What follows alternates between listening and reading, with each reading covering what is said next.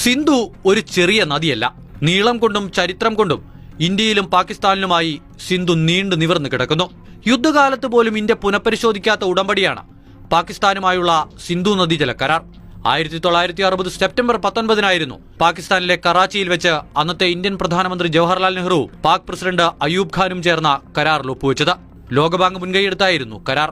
കിഴക്കൻ നദികളായ ബിയാസ്, രവി, സത്ലജ് എന്നിവയിലെ ജലം ഇന്ത്യക്കും പടിഞ്ഞാറുള്ള സിന്ധു, ചെനാബ്, ഝലം എന്നിവയിലെ ജലം പാകിസ്ഥാനും യാതൊരു നിയന്ത്രണങ്ങളുമില്ലാതെ ഉപയോഗിക്കാമെന്നായിരുന്നു കരാർ. സിന്ധുവിലെയും പോഷക നദികളിലെയും ജലം 80% പാകിസ്ഥാനും 20% ഇന്ത്യയും ഉപയോഗിക്കുന്ന തരത്തിലാണ് ഉടമ്പടി. 1965, 71, 99 വർഷങ്ങളിലെ ഇന്ത്യ പാക് യുദ്ധകാലത്തോ പാർലമെന്റ് ആക്രമണ കാലത്തോ ഉറി, പുൽവാമ ഭീകരാക്രമണ സമയത്തോ പോലും ഇന്ത്യ ഈ കരാർ മരവിപ്പിച്ചിരുന്നില്ല. വർഷങ്ങൾ നീണ്ട ചർച്ചയ്ക്കൊടുവിലാണ് കരാർ സാധ്യമായത്.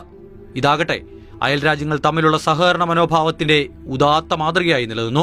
സിന്ധു നദീജല കരാർ മരവിപ്പിക്കുന്നതിലൂടെ പെട്ടെന്നുള്ള തിരിച്ചടികളല്ല, ദൂരവ്യാപക പ്രത്യാഘാതങ്ങളാണ് പാകിസ്ഥാനെ കാത്തിരിക്കുന്നത്. രാജ്യത്തെ പഞ്ചാബ്, സിന്ധ് കാർഷിക മേഖല പൂർണ്ണമായും ആശ്രയിക്കുന്നത് സിന്ധു നദിയിലെ ജലമാണ്. കരാർ മരവിപ്പിക്കുന്നത് ഭാവിയിൽ ഇവിടങ്ങളിലേക്കുള്ള സ്വാഭാവിക ജലവിതരണത്തെയും ബാധിച്ചേക്കാം. സാമ്പത്തിക പ്രതിസന്ധിയിലൂടെ കടന്നുപോകുന്ന പാകിസ്ഥാന്റെ ഭക്ഷ്യസുരക്ഷയ്ക്ക് ഇത് തിരിച്ചടിയാകും. വരൾച്ച ഉൾപ്പെടെ നേരിടേണ്ടി വന്നേക്കാം.